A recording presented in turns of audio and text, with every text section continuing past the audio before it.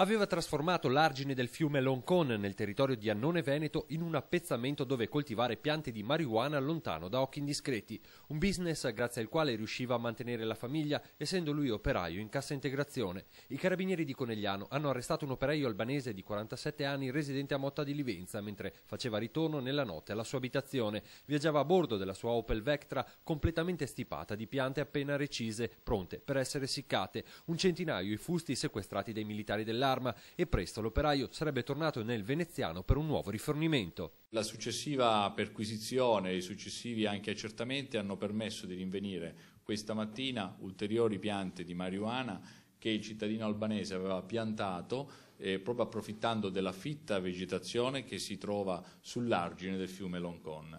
Ora l'uomo incensurato, padre di 2 figli e si trova agli arresti domiciliari, dovrà rispondere dei reati di coltivazione, produzione e spaccio di sostanze stupefacenti.